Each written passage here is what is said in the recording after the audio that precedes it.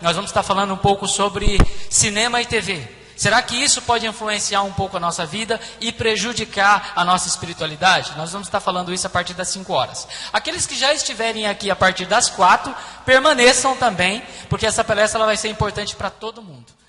Deus, Ele manda conhecimento para nós, e esse conhecimento nós não devemos desprezar, porque muitas vezes Deus utiliza esse conhecimento para abrir os nossos olhos, para evitar que nós venhamos a tropeçar pela frente. Que Deus possa abençoar você que está aqui, que você possa estar à tarde novamente.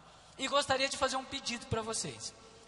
O preceito já está cantando uma música agora, não vai estar cantando, nós já vamos estar começando indo direto na mensagem. Eu vou pedir para que você permaneça no seu lugar, se nós passarmos um pouco de meio-dia. Porque a mensagem que temos para passar para a igreja hoje é importantíssima. Essa mensagem, ela pode fazer toda a diferença na sua vida e na sua salvação. Então, deu meio-dia, você ainda está sentado? Permaneça sentado. Se você precisar ir por um motivo muito sério, vá. Mas se você não tiver uma urgência muito grande, permaneça. Porque Deus vai estar falando conosco essa manhã. Amém? Vamos então abaixar nossas cabeças, fazer uma oração pedindo orientação de Deus e aí começaremos. Querido Deus, nós agradecemos ao Senhor a oportunidade que temos de estar aqui. Agradecemos ao Senhor por ter nos trazido tantos quilômetros e ter nos protegido com os teus santos anjos. Agora estamos aqui na tua casa com o teu povo. E nós queremos transmitir uma mensagem para o teu povo que seja a mensagem do Senhor. Que o Senhor possa falar por nosso intermédio. Que a tua palavra possa falar ao nosso coração. Que o Senhor possa abrir a mente de todos nós para que possamos entender. E que o teu Espírito venha fazer as transformações necessárias na nossa vida. Abençoe cada pessoa que está aqui. Abençoe-nos nesse momento. Nós te pedimos por Jesus. Amém, Senhor. Bom, o tema da meditação desta manhã é o remanescente. Quando nós falamos a respeito de remanescente, o que vem à nossa cabeça? Qual que é o texto que vem à nossa cabeça? Apocalipse 12, 17, certo? Abra sua Bíblia em Apocalipse 12, 17. Vamos ler um pouquinho a respeito do remanescente. Quem é o remanescente segundo Apocalipse 12, 17. Agora, aqui em Apocalipse 12, 17 é uma coisa interessante. Não está só dizendo quem é o remanescente, mas está falando também que tem alguém com raiva do remanescente. Apocalipse 12, 17 diz o seguinte: irou-se o dragão contra a mulher e foi pelejar contra os restantes, ou seja, os remanescentes, aqueles que sobraram, da sua descendência, que são aqueles que fazem o quê? Guardam os mandamentos de Deus e têm o testemunho de Jesus. E aí diz que o dragão se pôs de pé sobre a areia do mar. Aqui esse fato dele ter se posto de pé sobre a areia do mar mostra para nós aqui um link para o texto seguinte, que é Apocalipse 13, 1, que diz que do mar então surgiu uma besta, né? Então, esse não é o foco que nós queremos que você tenha na sua mente nessa manhã. O foco que você precisa ter na sua mente essa manhã é: quem é o remanescente e por que Satanás está com raiva desse remanescente? Mas aí, nós temos o pensamento na nossa cabeça: mas o remanescente aqui de Apocalipse 12, 17 é fácil de identificar. É a igreja o quê? Adventista do sétimo dia, certo? Nós somos a igreja remanescente. E há textos de sobra no Espírito de Profecia que confirmam isso. Mas agora, vou perguntar uma coisa para os irmãos. Será que todas as pessoas que estão dentro da igreja adventista do sétimo dia fazem parte do remanescente mencionado aqui em Apocalipse 12, 17? Infelizmente, não. Para falar a verdade, o simples fato de sermos membros dessa igreja não garante que nós estamos inseridos nesse grupo. Então, nós vamos hoje meditar o que significa guardar os mandamentos de Deus e ter o testemunho de Jesus, para nós identificarmos se nós estamos ou não nesse grupo. Mas aí vem uma pergunta: será que o remanescente é um grupo pequeno? Se nós formos analisar do ponto de vista de religiões, e levando a igreja adventista como sendo a igreja remanescente, é um grupo pequeno já, não é? Porque nós temos as grandes religiões mundiais, o islamismo, o cristianismo, o budismo e várias outras religiões. E o que acontece? O cristianismo é só uma dessas religiões. E dentro do cristianismo, quantas igrejas ainda tem? Milhares. Então, quer dizer, a igreja adventista é uma no meio de todas as cristãs que estão no meio de todas as religiões mundiais. Então, se você analisar por essa ótica, o grupo dos adventistas do sétimo dia já é um grupo pequeno. Só que ainda desse grupo, infelizmente, ainda não são todos que serão salvos. Infelizmente. O grupo será um pouco menor ainda. Mas isso sempre aconteceu na Bíblia? Sempre aconteceu na Bíblia. Quando você vai analisar a história de Adão, Adão teve quantos filhos? A Bíblia não relata. A Bíblia relata quantos? 3 filhos que ele teve, que foi Sete, Caim e Abel. Só que o que acontece? Depois que Caim matou Abel, Abel faleceu, o que aconteceu? Adão teve um outro filho, que foi Sete. Por que Sete é mencionado e os outros filhos de Adão não são mencionados? Porque Sete é o quê? O remanescente. Porque de todos os filhos de Adão, todos se afastaram de Deus. Sete foi o único que permaneceu. Então a gente já percebe que o grupo dos remanescentes nem sempre é um grupo grande. Mas aí depois vem o que da descendência de Sete? Noé. Noé era um homem o quê? Íntegro e justo diante de Deus. Só que quantas pessoas haviam na época do dilúvio? Recentemente foram feitos alguns estudos calculando o tempo de vida que as pessoas tinham naquela época, que é diferente do nosso tempo. Nós morremos com 90, às vezes 80 anos. Naquela época se vivia 900. Levando em conta que as pessoas viviam 900, 800, acontecia muito de estar vivo o tataravô, o avô, o pai, o filho e o neto. Todos juntos. Então, se você soma todas essas gerações, aproximadamente havia 9 bilhões de pessoas na época do dilúvio. Quantas pessoas se salvaram? 8 pessoas. O remanescente nem sempre é um número grande. Mas aí você vai um pouco mais para frente, vocês veem Israel. Israel sai do Egito, eles estão escravos no Egito. Deus os tira do Egito. Quantos saíram do Egito? Quando você vai para Êxodo capítulo 12, 37, diz que saíram 600 mil homens, sem contar mulheres e crianças. Provavelmente tinha aproximadamente 2 milhões de pessoas que saíram ali. Agora, desses que saíram, quantos entraram na terra prometida? Josué, Caleb e todos aqueles que tinham menos de 20 anos. Aqueles que tinham mais de 20 anos. Isso você pode conferir, está em Números, capítulo 14, 29 a 32. Todos os que tinham mais de 20 anos, Deus falou, eles não entram. Então, de um número tão gigantesco, caiu.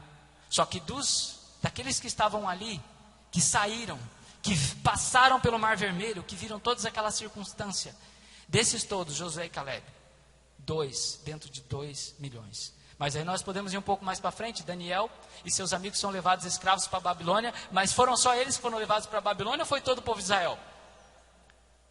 Todos os judeus na época. Aí aconteceu uma coisa interessante. Nabucodonosor colocou uma mesa diante deles. Quantos se recusaram a comer da mesa? 4 homens. E o que aconteceu com o resto? Não eram judeus também?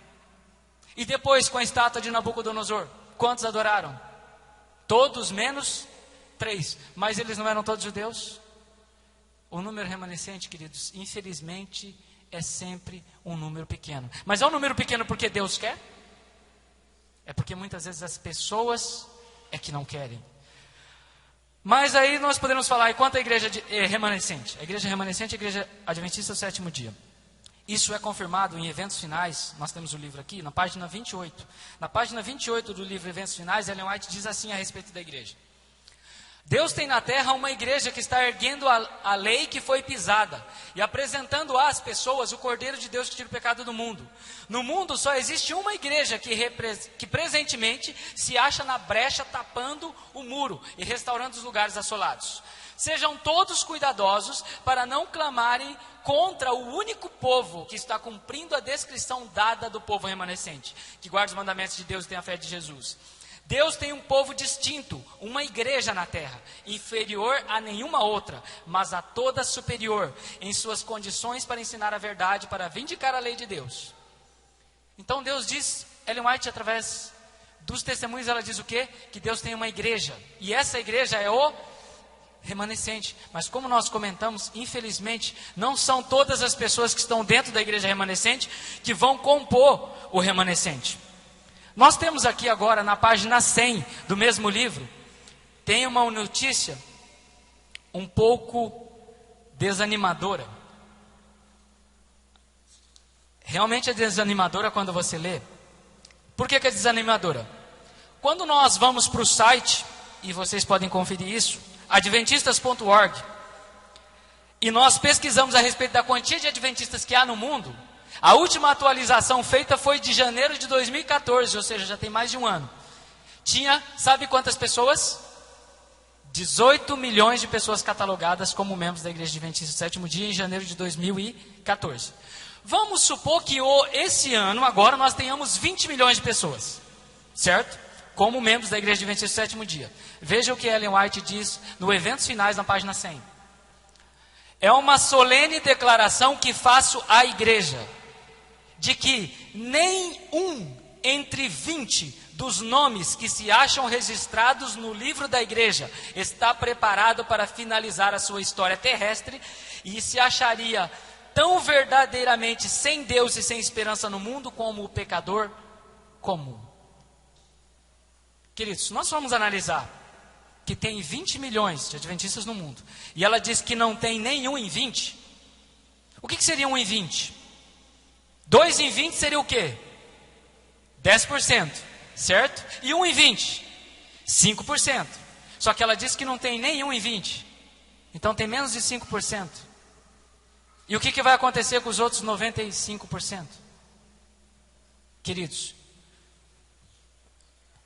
a coisa mais importante que você tem que ter na sua cabeça hoje é o seguinte: o grupo sempre foi pequeno. E infelizmente é sempre assim. Não porque Deus não queira salvar todos, Ele quer. Mas infelizmente o ser humano é que não quer. Mas e quanto a você que está aqui? Qual que deveria ser a sua preocupação hoje? O que eu faço para estar o quê? Nesse grupo pequeno. Essa deve ser a sua e a minha preocupação. Porque se o grupo não vai ser pequeno porque Deus quer, mas porque Ele viu que seria, qual que deve ser a minha preocupação? Fazer tudo o que tiver ao meu alcance para estar o quê? Dentro desse grupo. Mas aí você poderia dizer: ah, irmão, mas pode salvar mais gente. Com certeza, Deus quer salvar mais gente e nós devemos ter essa esperança. Mas isso foi o que ela disse que viu, certo? Agora, como fazemos para fazer parte do grupo? E é importante fazermos parte do grupo. Veja o que Paulo fala para nós em Romanos 9, 27. Abre sua Bíblia em Romanos 9, 27. Veja o que o Paulo diz para nós de importante. Romanos 9, 27. Por que é importante você fazer parte do grupo remanescente que está dentro da igreja remanescente? Por que é importante? Veja o que Paulo diz. Romanos 9, versículo 27. Nós somos o Israel espiritual, sim ou não? Sim. Então será que Paulo aqui pode estar falando para nós também? Provavelmente. Veja o que ele diz. Mas relativamente a Israel, dele clama Isaías: ainda que o número dos filhos de Israel seja como a areia do mar, quem será salvo? O remanescente. Então você e eu temos que fazer parte do grupo, ou senão nós não estaremos inseridos nesse grupo que será salvo. Agora, quais são as duas características que o remanescente tem que fazem com que você seja inserido ou excluído do grupo, que é mencionado em Apocalipse 12, 17 que nós lemos? Eles são aqueles que fazem o quê? Guardam os mandamentos de Deus e o que mais? Tem o testemunho de Jesus. Tudo bem. O que significa manter o testemunho de Jesus? Tem uma versão que não diz tem o testemunho. Tem uma versão que diz mantém o testemunho. Eu acho que essa versão ela é mais interessante. O que significa manter o testemunho de Jesus? O que significa guardar os mandamentos de Deus? Essas são as perguntas que vamos tentar responder hoje. E por que Satanás está irado contra esse povo? São as 3 perguntas que vamos tentar responder a partir de agora. Abra a sua Bíblia em Apocalipse 19, 10. O que significa o testemunho de Jesus? Apocalipse 19, verso 10.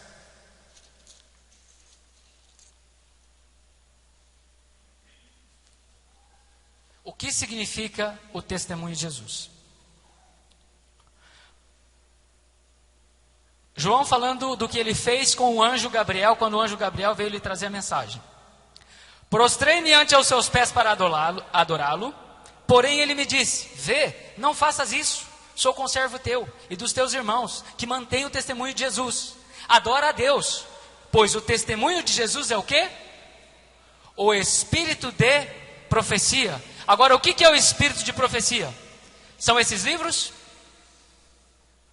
Ou esse aqui também? São todos. São todos os livros que são inspirados. Agora, por que Satanás tem raiva do espírito de profecia e daqueles que mantêm o espírito de profecia? Satanás é o pai do quê? Da mentira. Então por que ele tem raiva? Porque a Bíblia Sagrada e o espírito de profecia desmascaram o quê? As mentiras dele. Vamos supor que você viva no povo de Israel, estivesse vivendo no povo de Israel enquanto o povo de Israel está escravo no Egito. Vamos supor que seu pai disse para você que há um Deus no céu, um Deus que nós não podemos ver, mas há um Deus no céu, e esse é o Deus verdadeiro, e esse Deus nos pede para descansar no sábado. Só que você está no Egito, você é um escravo no Egito. Tudo que você vê no Egito são o quê? Os deuses do Egito. E o que mais que você vê no Egito? Você não vê Deus. Você vê a forma de guardar o sábado no Egito? Não, porque são todos escravos e trabalham todos os dias. O que vai acontecer? Pouco a pouco dentro de você essa crença vai diminuir, vai diminuir e vai diminuir. E aí dali a pouco você tem um filho. Você já não tem a mesma empolgação do seu pai para falar sobre Deus para o seu filho. E o seu filho não sabe que tem um Deus no céu. Tudo que ele sabe é o quê? Que tem os deuses do Egito, porque é aquilo que os olhos dele conseguem ver. O seu filho não sabe que o sábado é o dia do Senhor, porque ninguém guarda. No Egito ninguém guarda, os israelitas também não guardam, são escravos. O seu filho, o que ele vai passar para o filho dele? Aquilo que ele sabe. E se ele não sabe que tem um Deus no céu, ele não vai fazer, não vai falar. O que acontece com Satanás nessa situação? Ele fica completamente feliz e satisfeito, porque uma nação inteira está longe de Deus por não conhecer a verdade. Mas aí o que Deus faz? Deus levanta um homem, Moisés. E não só manda esse homem tirar Israel do Egito, mas começa a fazer o que com esse homem? Você vai escrever tudo que eu mandar. E Moisés começa a escrever o quê? O espírito de profecia, que é a Bíblia. E aí o que Moisés escreve? Que Deus criou o mundo em 6 dias. Que nós fomos criados por um Deus que não podemos ver porque pecamos. E o que começa a acontecer com as mentiras de Satanás? Elas começam a ser desmascaradas. É por isso que Satanás odeia o profeta e odeia o espírito de profecia, que são os escritos dos profetas. Porque as verdades dele, as verdades ali desmascaram as mentiras de Satanás. Agora, vamos considerar uma coisa um pouco triste que acontece dentro da igreja adventista. Dentro da igreja adventista nós temos 5 grupos. Analise para ver se você está inserido num desses 5 grupos. E desejo eu que você esteja inserido no último grupo que nós vamos mencionar. Por quê? Porque o primeiro grupo é o grupo composto daqueles que não aceitam o que nós chamamos de espírito de profecia, que são os livros de Ellen White, e não aceitam também o quê? A Bíblia. Aí você poderia dizer, irmão, tem um grupo dentro da igreja que não aceita nem a Bíblia? Tem. Sabe que grupo é esse? É o grupo daqueles que geralmente, não querendo criticar, mas que são jovens. Por quê? Porque muitas vezes tem jovens que vêm na igreja porque os pais obrigam. Mas ele não acredita no Deus da Bíblia, ele não acredita na Bíblia, e ele não acredita muito menos em Ellen White. Mas ele está aqui porque o pai obriga. Mas aí o que acontece? Quando ele está na escola, os amigos da escola falam que não existe Deus, que o nosso mundo evoluiu. Então ele acredita mais na evolução, mais no que a mídia diz, do que diz a Bíblia e o Espírito de Profecia. E tem esse grupo dentro da igreja? Tem. E tem muita gente desse jeito. Agora esse é o primeiro grupo. Qual que é o segundo grupo? Aqueles que não aceitam o Espírito de Profecia, mas aceitam o quê? A Bíblia. Essas são aquelas pessoas que têm uma birra com Ellen White. Muitas vezes eles têm um preconceito com Ellen White, eles não acreditam que ela é inspirada. Então o que eles fazem? Não, se estiver na Bíblia eu aceito. Agora no livro dessa mulher aí, tem esse grupo. Agora tem um outro grupo, o terceiro. São aqueles que aceitam a Bíblia e aceitam o Espírito de Profecia em parte. Por quê? Porque tem coisa aqui que eu gosto e tem coisa que eu acho que não tem nada a ver. Muitas vezes quando eu leio o Grande Conflito, nossa, que maravilha, que livro lindo. Mas aí quando alguém me traz o conselho sobre regime alimentar, eu torço o nariz. Espera aí, não é um profeta de Deus? Tudo que ela escreve não é inspirado? Então por que aceitar uma parte e rejeitar a outra? Mas tem esse grupo. Tem um grupo que aceita algumas coisas e rejeita a outra. Quando fala sobre alimentação, torce o nariz. Quando fala sobre dízimo e oferta, torce o nariz. Mas não é a palavra de Deus? Por que aceitar parte e rejeitar parte? Esse é o terceiro grupo. Aqueles que aceitam a Bíblia e aceitam o Espírito de profecia em parte. E tem o quarto grupo, que são aqueles que aceitam a Bíblia, aceitam o Espírito de profecia, mas não pratica, não aplica na vida.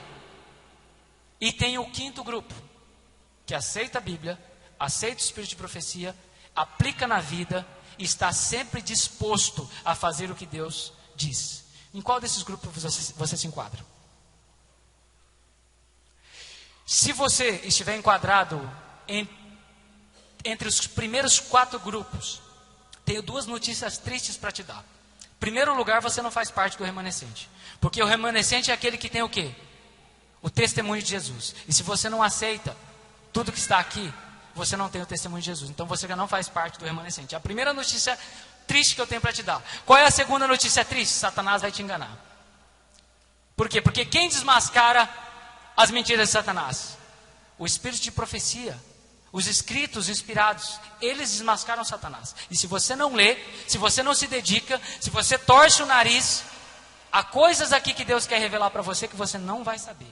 E como você não sabe, Satanás vai te enganar. Então, são 2 riscos que você corre de rejeitar a palavra de Deus, o Espírito de profecia, no todo ou em parte. Não fará parte do remanescente e você também será enganado por Satanás. Agora, uma coisa triste que Ellen White disse para nós que iria acontecer no tempo do fim. Isso está também no livro Eventos Finais, na página 102.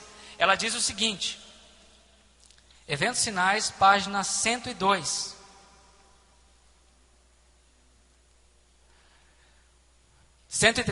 Ela diz assim: o último engano de Satanás será exatamente anular o testemunho do Espírito de Deus. Não havendo profecia, o povo se corrompe. Satanás trabalhará engenhosamente por diferentes maneiras e por instrumentos diversos para perturbar a confiança do povo remanescente de Deus no testemunho verdadeiro. Então o que Satanás ia tentar fazer? Tentar fazer com que você não acreditasse no que está aqui. A Bíblia Sagrada não, a Bíblia Sagrada eu aceito, mas Satanás iria tentar fazer com que o povo fosse descrendo cada vez mais dos livros de Ellen White. E esse seria um grande engano dele. E o que ela disse aqui? Que é um texto que nós até mencionamos na lição. Não havendo profecia, o que acontece com o povo? Se corrompe. E é isso que Satanás quer. Agora, quem é você? Você está nos 4 primeiros grupos ou você está no 5º? Não responda para mim, responda para si mesmo. E se você não estiver num dos 4 grupos, procure fazer parte dele. Pois esses que têm o testemunho de Jesus é que farão parte do remanescente. O que mais? O que significa guardar os mandamentos de Deus? Por que nós estamos perguntando o que significa guardar os mandamentos de Deus? Porque há um conceito errado do que significa guardar os mandamentos de Deus. Pelo poder de Deus, quantos aqui acreditam que é possível guardar os mandamentos de Deus? Quantos? Pelo poder de Deus, quantos aqui acreditam que é possível viver sem pecar? O número diminuiu. Por que o número diminuiu? Porque na nossa mente está desassociado as 2 coisas. Queridos, o que é pecado? 1 João 3. Abre 1 João 3. 1 João 3, 4. 1 João 3, 4. O que significa pecado?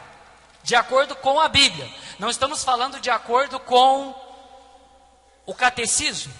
Porque se você for para a Babilônia, tem um evangelho falso sendo pregado no mundo aí fora, que diz que pecado é natureza pecaminosa. Ou seja, se tem natureza pecaminosa, você já está condenado. Agora, de acordo com a Bíblia, o que é pecado? 1 João 3, versículo 4. O que diz aí? Todo aquele que pratica o pecado faz o que também? Transgride a lei, porque o pecado é o quê? Transgressão da lei. Agora, se pecado é transgressão da lei, obediência à lei é o quê? Viver sem o quê? Sem pecar. A coisa mais simples do mundo. Se quando você peca, você transgride a lei, quando você não peca, você guarda. Só que nós acreditamos que é possível guardar os mandamentos de Deus, mas não acreditamos que é possível viver sem pecar. Como se as 2 coisas são a mesma? Viver sem pecar é a mesma coisa que guardar os mandamentos. E transgredir os mandamentos é a mesma coisa que pecar. Então, tenha isso na sua mente. Quando você vê alguém dizendo que não é possível viver sem pecar, essa pessoa está automaticamente dizendo que não é possível guardar os mandamentos de Deus. Mas aí você poderia dizer, irmão, mas eu não consigo. Não, mas a gente não consegue mesmo. Isso só é alcançado pela graça de Deus. Pela graça de Deus você consegue guardar os mandamentos de Deus e ao mesmo tempo ficar sem pecar. Porque as duas coisas são a mesma coisa. Certo? Agora, tem uma coisa que a gente precisa ter em mente. Por que Satanás estaria irado com aqueles que guardam os mandamentos de Deus? Há um texto no livro Mensagens Escolhidas, no volume 3, que diz o seguinte. A página é a página 136. Queridos, quem quiser depois está procurando a gente para pegar todos os trechos, para estar conferindo, pode estar pedindo, a gente vai estar passando todos os textos que a gente estiver utilizando aqui. Mensagens Escolhidas, volume 3, página 136. Veja o que diz na página 136, Mensagens Escolhidas, volume 3. Satanás, o anjo caído, declarara que nenhum homem podia guardar a lei de Deus depois da desobediência de Adão. Ele alegava que toda a raça humana estava sobre o seu domínio. O que esse texto está dizendo para nós? Quem foi que disse que não é possível ao ser humano, depois que Adão pecou, guardar os mandamentos de Deus? Quem foi que falou? Satanás. E o que acontece se Satanás vê nesse mundo homens guardando a lei de Deus? Será que ele vai ficar contente? Nem um pouco, porque essas pessoas vão o quê? Desmascarar ele. Porque ele disse que não era possível, depois que Adão caiu em pecado, que o ser humano guardasse a lei de Deus. Agora, é possível que o ser humano guarde a lei de Deus depois do pecado? É possível? É possível, e teve alguém que provou isso. Quem foi que provou isso? No mesmo livro, Mensagens Escolhidas, volume 3, na página agora 130, nós vamos ver quem provou que é possível. Página 130, Mensagens Escolhidas, volume 3. Falando de Jesus. Veio ao nosso mundo para manter um caráter puro e sem pecado. E para refutar a mentira de Satanás de que não era possível aos seres humanos guardar a lei de Deus. Então Jesus veio fazer o quê? Em primeiro lugar, veio nos salvar. Isso é fato, é inegável. Mas o que mais ele veio fazer? Ele veio para desmascarar essa mentira de Satanás. Agora, como que ele desmascarou? Guardando a lei de Deus. Mas, queridos, eu vou fazer uma pergunta para vocês agora. Agora nós vamos entrar num assunto polêmico. E é bem polêmico mesmo. E eu sei que a minha cabeça pode ir a prêmio por causa disso. Se Jesus tinha uma natureza igual a de Adão antes de Adão cair, ele provaria que Satanás estava errado? O que vocês acham? Qual mentira de Satanás que Jesus veio refutar? De que os homens, depois do pecado de Adão, não podiam guardar os mandamentos de Deus. Se Cristo viesse com uma natureza humana igual a de Adão, ele iria mostrar que Satanás está errado? Impossível. Porque se ele viesse com uma natureza igual a de Adão e guardasse os mandamentos de Deus, o que ele provaria? Que Adão poderia o quê? Guardar os mandamentos de Deus, é óbvio. Mas ele não veio para refutar essa mentira. Ele veio para refutar a mentira de que você e eu não podemos. Agora pergunto, e se ele viesse com a natureza de Adão, antes da queda, mas enfraquecida por 4.000 anos de pecado? Ele provaria que Satanás está errado? Não. Ele simplesmente provaria que um homem que tem a natureza de Adão, enfraquecida por 4.000 anos de pecado, pode guardar a lei de Deus. Agora, quem no universo existe que é desse jeito? Ninguém. Nem você, nem eu e nem Adão era. Então, como que ele provaria alguma coisa? Qual é a única forma de Jesus provar que Satanás estava errado e que é possível a nós, depois da queda de Adão, guardar os mandamentos de Deus e viver sem pecar, porque as duas coisas são a mesma? Qual seria a única forma? Ele vir, semelhante a você e a mim em todas as coisas. Ele vira esse mundo com uma natureza caída e pecaminosa como a sua e a minha. Essa seria a única forma. Aí você está dizendo, irmão, você está dizendo uma blasfêmia. Bom, então a Bíblia também blasfema. Abra a sua Bíblia em Romanos capítulo 8. Vamos ler o versículo 3. E vamos ver o que Paulo fala a respeito de como Jesus veio.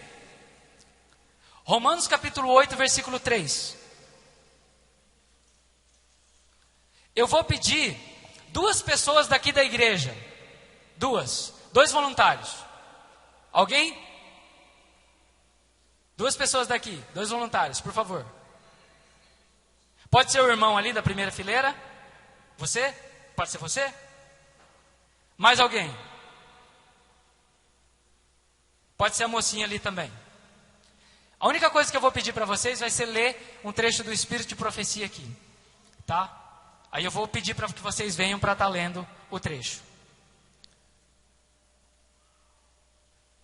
Romanos capítulo 8, versículo 3, o que diz aí?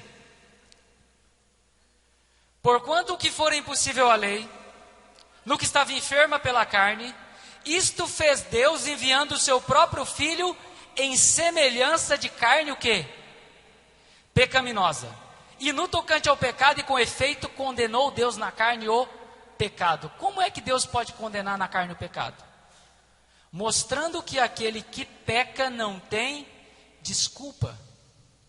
Porque quando Jesus veio, se de fato isso aconteceu, e nós vamos ver que aconteceu por várias passagens, e Jesus tomou uma natureza humana igual a nossa, decaída, pecaminosa, se ele era semelhante a nós em tudo, então ele deixa todos nós sem desculpa para pecar.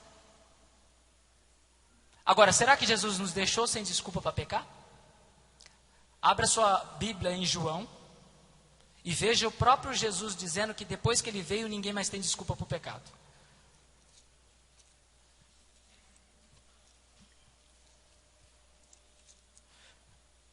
João capítulo 15, veja o próprio Jesus dizendo isso.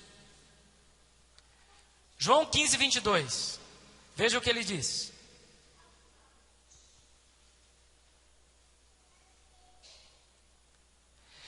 Se eu não viera e nem lhes houvera falado, Jesus falando, pecado não teriam, mas agora não tem o quê? Desculpa do seu pecado. Quem me odeia, odeia também meu Pai. Se eu não tivesse feito entre eles tais obras, quais nenhum outro fez, pecado não teriam. Mas agora não somente eles têm visto, mas também têm odiado tanto a mim, quanto meu Pai. O que Jesus está dizendo aqui para você? Que se ele não tivesse vindo, todo mundo teria desculpa do pecado. Mas agora Jesus, depois que ele veio, ninguém mais tem desculpa do pecado. E ele diz, se eu não tivesse feito eles tais obras, quais nenhum outro fez, eles não teriam desculpa. Que obras Jesus está falando? Será que são os milagres? Jesus ressuscitou pessoas, mas teve mais alguém na Bíblia que ressuscitou pessoas? Elias ressuscitou pessoas, Paulo ressuscitou pessoas. Jesus andou sobre a água, teve mais alguém que andou sobre a água? Pedro. Então qual foi a obra que Jesus fez que nenhum outro fez? Ele viveu sem pecar. E como ele conseguiu viver sem pecar, ele deixou todos nós sem desculpa. É isso que ele está dizendo nesse texto. Agora, por quê? Veja o que Paulo diz com relação a Jesus. Vamos ver se Paulo diz que Jesus era diferente de nós. Hebreus, no capítulo 2, o verso 14 ao 18. Porque se Jesus tinha uma natureza igual a de Adão, ou uma outra natureza híbrida, ele não era semelhante, não era igual a você e a mim, certo? Vamos ver o que Paulo disse, se ele era igual a nós em todas as coisas ou não. Hebreus capítulo 2, verso 14 até o 18. Visto, pois, que os filhos têm participação comum de carne e sangue, também destes ele participou, para que por sua morte destruísse aquele que tem o poder da morte, a saber, o diabo, e livrasse todos os que pelo pavor da morte estavam sujeitos à escravidão por toda a vida. Pois ele evidentemente não socorre a anjos, mas socorre a descendência de Abraão. Por isso mesmo convinha que em todas as coisas se tornasse semelhante a Adão, é o que está escrito? Aos irmãos. Quem são os irmãos? Você e eu. Para ser misericordioso e fiel sumo sacerdote nas coisas referentes a Deus, e para fazer propiciação pelos pecados do povo, pois naquilo que ele mesmo sofreu, tendo sido tentado, é poderoso para socorrer os que são tentados. Se Jesus tinha uma natureza diferente da sua e da minha, ele não sabe o que você passa quando você é tentado. Qual seria a única forma dele saber o que nós passamos quando nós somos tentados? Ter uma natureza como a sua e como a minha. Ser igual a você e eu em tudo. E é isso que Paulo está dizendo. Ele diz que em todas as coisas ele tinha que ser semelhante aos irmãos. Em todas as coisas. Isso aqui é a Bíblia. Será que o Espírito de profecia confirma essa ideia? Será que o Espírito de profecia diz para nós que Jesus tinha uma natureza semelhante à nossa, uma natureza decaída? Eu vou pedir para que alguém, eu vou estar lendo o primeiro trecho, que está em Mensagens Escolhidas, volume 3, página 134, e eu vou pedir para o irmão, lê para nós aqui, primeiros escritos, e mais a mocinha. Primeiros escritos, página 150. Arruma um outro para ela, por favor. 150. Deixa eu achar para você aqui, já deixar no jeito. Pode ler para nós a parte que está grifada aqui, e depois você lê para nós a parte que está grifada aqui. 150 e depois 152. Então, aqui diz o seguinte: Jesus também lhes disse que teriam uma parte a desempenhar, estar com ele e o fortalecer em várias ocasiões. Prestem atenção. Que ele tomaria a natureza decaída do homem e sua força não seria nem mesmo igual a deles. O que esse texto diz? Que Jesus iria tomar o quê? A natureza decaída do homem. Vamos ver se ela reproduz novamente isso agora na outra passagem.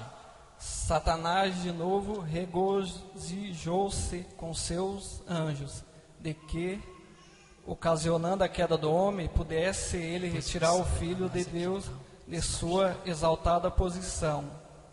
Disse a seus anjos que, quando Jesus tomasse a natureza do homem decaído, poderia derrotá-lo e impedir a realização do plano da salvação. Muito obrigado, irmão. Pode sentar. Vocês viram que ele leu agora nessa passagem? Que Satanás se regozijou e disse: opa, agora o Filho de Deus tomou a natureza do homem decaído. Agora eu posso derrubar ele. Mas o que Ellen White falou? Que Jesus tomou a natureza do homem decaído. Isso está no Primeiros Escritos, páginas 150 e 152. Agora vamos ver o desejado de todas as nações, na página 68. Essas palavras de confirmação foram preferidas para inspirar fé naqueles que testemunhavam a cena e fortalecer o Salvador para a sua missão. Não obstante os pecados de um mundo criminoso serem postos sobre Cristo, não obstante a humilhação de tomar sobre si nossa natureza decaída, a voz declarou ser ele o Filho do Eterno. Obrigado.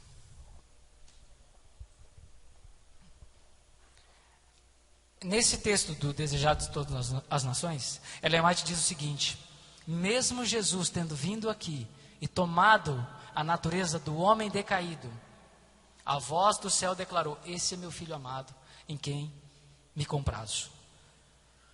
Queridos, 3 passagens. Primeiros Escritos, 150, 152 e Desejados de Todas as Nações, página 68. Diz que Jesus tinha natureza decaída. Paulo já tinha dito que Jesus era o quê? Semelhante a nós em todas as coisas. Agora, será que tem uma passagem dizendo que Jesus tomou natureza pecaminosa, como a nossa? Essa passagem, vocês podem anotar, se quiser. Eu não tenho o livro aqui, é a impressão do livro, tá? Mas vocês podem marcar a página e conferir. É o livro Medicina e Salvação, na página 182. Eu vou pedir para alguém, pode ser a Élida mesmo?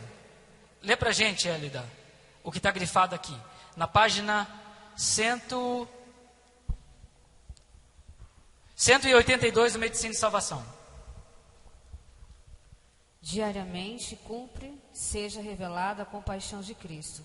O exemplo que ele deixou deve ser seguido. Ele tomou sobre sua natureza, sem pecado, a nossa pecaminosa natureza, para saber como socorrer os que são tentados. Então, que natureza Jesus tomou?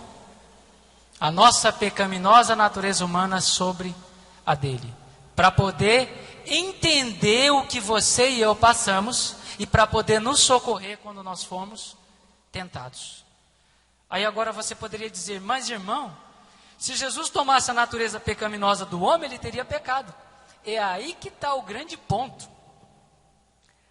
Pecado não é algo que você faz por ter natureza pecaminosa. Segundo nós lemos, em 1 João 3,4, o que diz? Pecado é transgressão do quê? Da lei. É transgressão consciente que você faz de uma lei.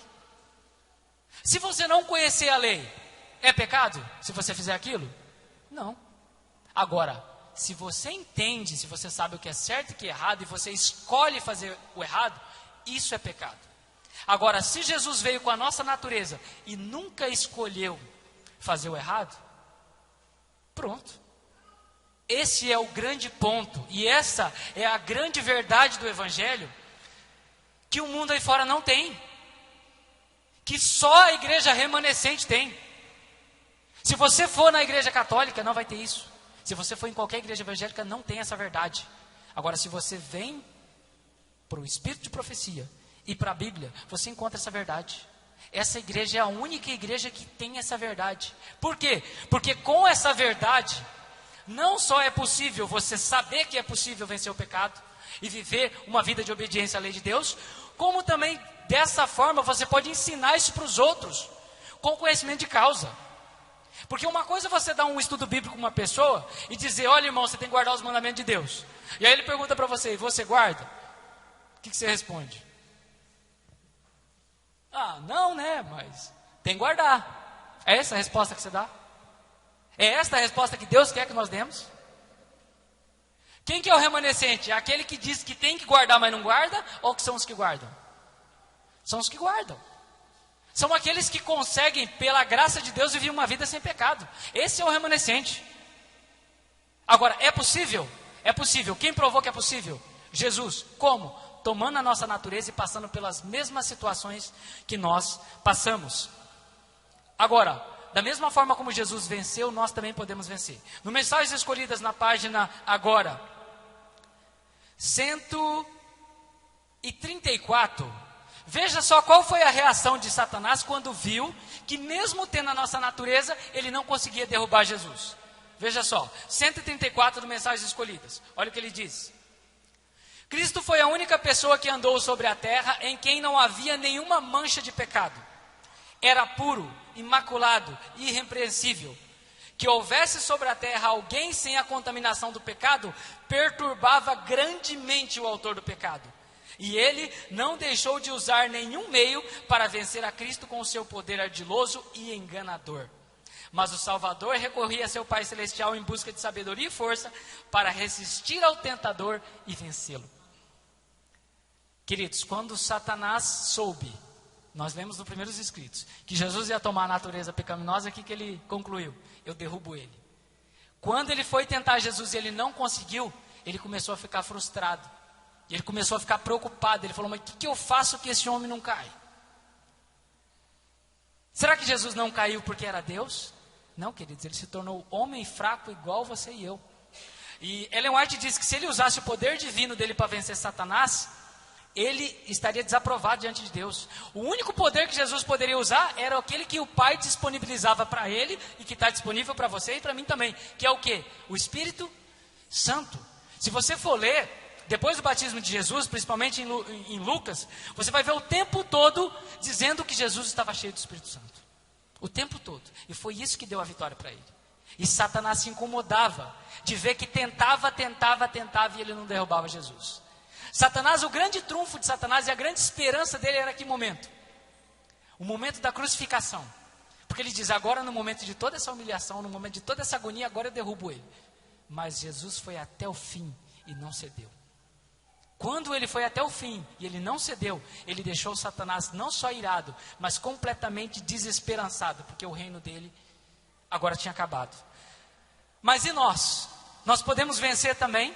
Podemos guardar os mandamentos de Deus também? Podemos viver uma vida sem pecado também? Veja só o que Ellen White diz no mesmo livro. Mensagens Escolhidas, volume 3, agora na página 136. Veja só o que ela diz.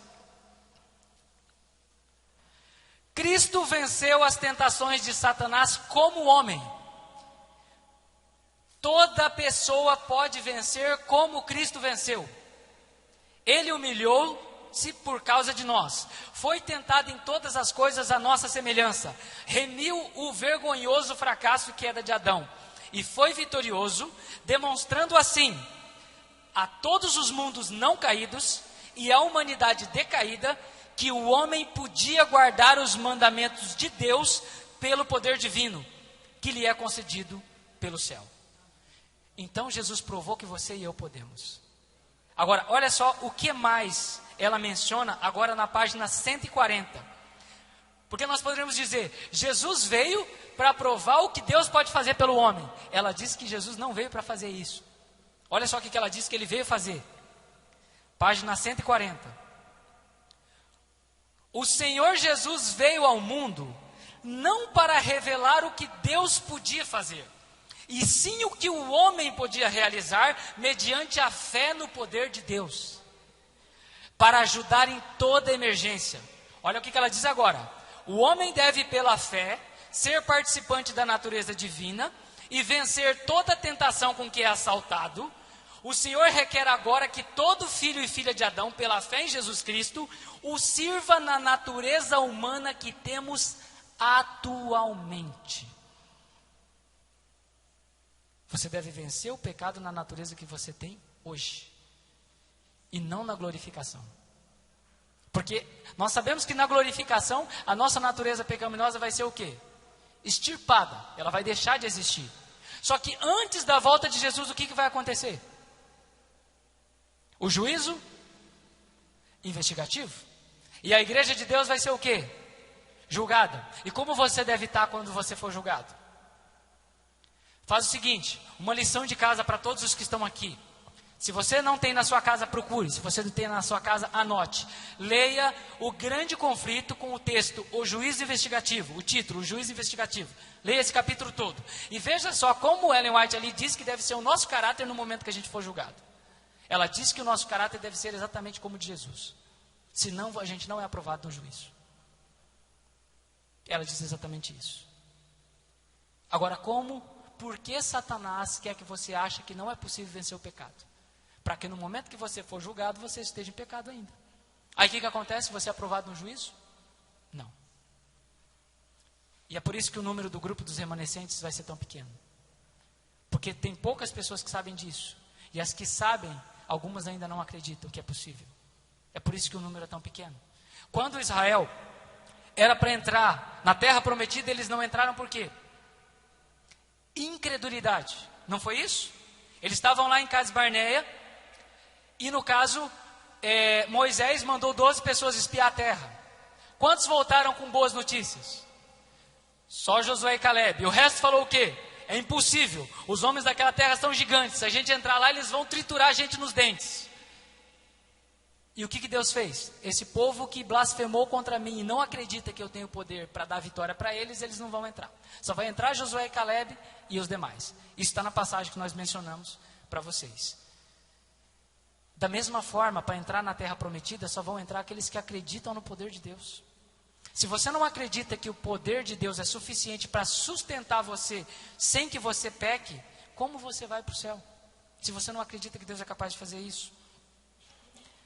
Agora, como nós podemos vencer? Aqui ainda no Mensagens Escolhidas, no volume 3, na página 138, ela diz como nós podemos obter a vitória. Mensagens Escolhidas 138, ela diz assim: quem a não ser o Espírito Santo pode trabalhar com mentes humanas para transformar o caráter? Tirando as afeições daquilo que é temporal e perecível e imbuindo a alma do ardente desejo para apresentar a herança incorruptível eterna, subsistência, que é imperecível, e recria, refina e santifica os instrumentos humanos, para que se tornem membros da família real, filhos do Rei Celeste. Ela está dizendo, quem além do Espírito Santo pode fazer isso? Ninguém. Quem é que faz isso? O Espírito Santo. Então, como é possível você e eu sermos transformados, purificados e vencer o pecado? Através da ajuda de quem? Do Espírito Santo. Agora, por que através da ajuda do Espírito Santo? Agora, só mais uma prova disso dentro da própria Bíblia. Abre a sua Bíblia em Judas. Leia o versículo 24 de Judas. Essa é uma passagem da Bíblia que poucas pessoas conhecem. Judas só tem um capítulo, então nós vamos ler o versículo 24. O que o Espírito Santo faz quando toma posse da sua vida e você permite? Olha só o que está escrito em Judas 24. Judas, versículo 24. Todos acharam? Importante que todos acompanhem. Amém? Amém.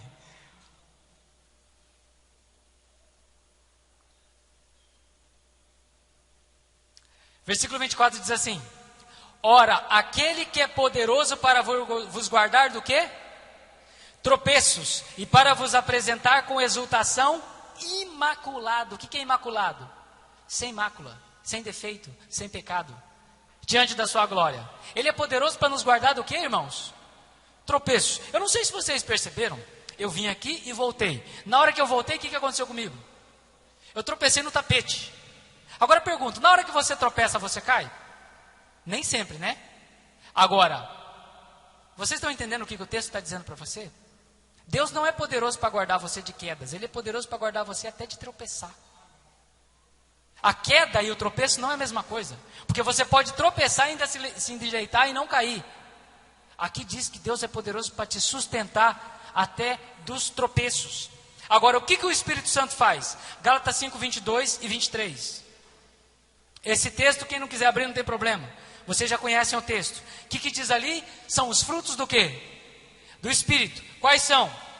Vamos lá, como uma boa igreja, vamos falar. Todos eles, vamos lá. Amor, que mais? Paz, alegria, que mais? Bondade, longanimidade, benignidade. Qual foi o último que mencionaram aqui? O que o Espírito Santo faz com você quando ele toma posse do seu coração? Ele te dá o quê? Domínio próprio. Quando você tem domínio próprio, o que acontece com você? Você pode escolher se você quer pecar ou não. É isso que o Espírito Santo faz.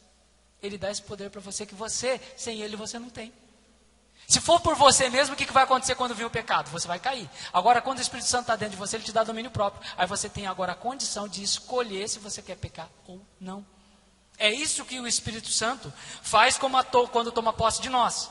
Agora veja o que diz em Tiago, capítulo 4, versículo 8. Qual deve ser o nosso procedimento? Tiago, capítulo 4, verso 8. Uma vez que você tem o Espírito Santo, qual deve ser o seu procedimento? Aliás, Tiago 4, 8 já nos fala para nos submetermos a ele. Olha só o que diz. Tiago 4, versículo 8. Perdão, versículo 7. Olha só o que diz. Sujeitai-vos, portanto, a Deus. O que significa se sujeitar a Deus? Deixar que o Espírito Santo entre em você, tome posse da sua vida. E depois que o Espírito Santo tomou posse da sua vida, o que você faz? Resistir ao diabo. E o que vai acontecer? Ele foge de vós. O Espírito Santo dá para você domínio próprio. Sabe no momento em que você está no seu trabalho e alguém vem e fala mal de alguém para você, e você, como um bom cristão, você pega e corta a conversa porque você não quer ouvir falar mal dos outros. Deus nos ajude que a gente seja assim. Nós não devemos falar nunca mal de ninguém, mesmo que a pessoa seja culpada. Mas vamos supor que você não aceitou isso, aí a pessoa foi embora. Aí vem um pensamento na sua cabeça: puxa, mas será que é verdade o que ele veio falar do fulano? Aí você já começa a pensar: será que é verdade? Será que o fulano fez isso mesmo? O que você está fazendo? Você está começando a pensar mal de uma pessoa. E quem é que está trazendo esse pensamento? Satanás. E nesse momento você pode, pelo poder do Espírito Santo, dizer: não, eu não quero esse pensamento na minha cabeça. E quando você tomar essa decisão, o que o Espírito Santo faz? Ele tira. Você entendeu? Quando alguém te irrita, quando alguém te critica, qual que é a sua reação? Se irritar com a pessoa? Qual que deve ser a sua reação uma vez que você tem o Espírito Santo? Eu não vou ter raiva dessa pessoa. O Espírito de Deus está dentro de mim e ele vai me acalmar. E o que acontece? O Espírito Santo te acalma mesmo. Remove do seu coração a raiva. Mas você tem que decidir. A sua parte é decidir. O trabalho quem faz é o Espírito de Deus. E ainda Coríntios, capítulo 10. Veja só o que diz. 1 Coríntios 10, versículo 13. 1 Coríntios 10, versículo 13.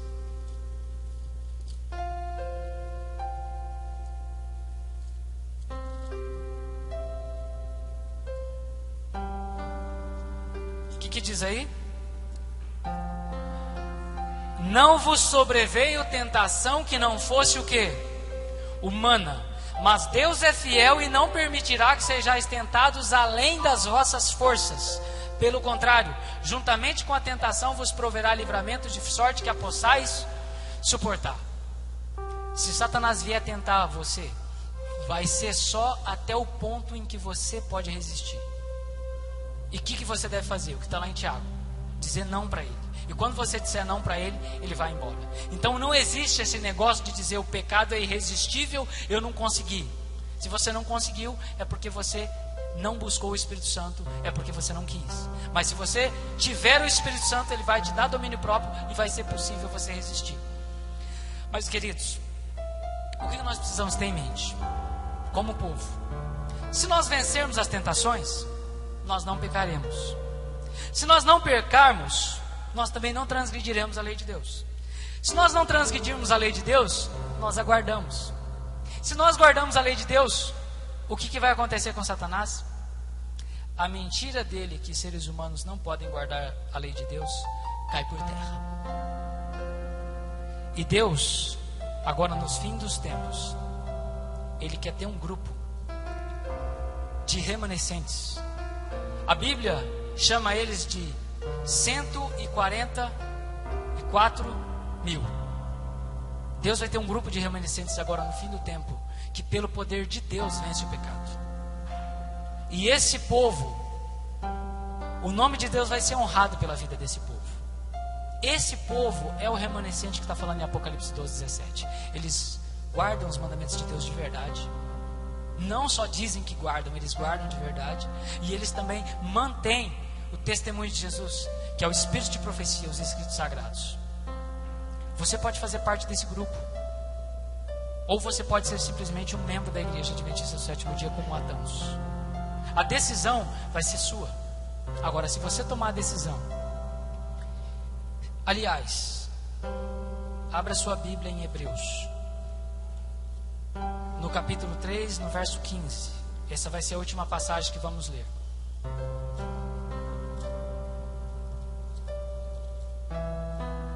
O Espírito Santo é esse ser todo poderoso que pode te dar vitória sobre cada pecado da sua vida. E você sabe o que é mais interessante? Esse Espírito está hoje chamando você. E você pode tomar duas decisões. Você pode abrir o coração para Ele e dizer: Senhor, hoje eu aprendi que pela graça do Senhor eu posso vencer cada pecado da minha vida. E eu quero fazer. Você pode tomar essa decisão. Ou você pode tomar a decisão de dizer: eu ouvi que é possível guardar os mandamentos de Deus e vencer o pecado, mas eu não quero. Você pode tomar uma dessas duas decisões. Só que o apelo de Deus para você é o que está aqui em Hebreus capítulo 3, que diz assim: hoje, se ouvirdes a sua voz, não endureçais o vosso coração como no dia da provação. O Espírito Santo está falando ao seu coração, está falando ao meu coração. E Ele vai te dar poder para vencer.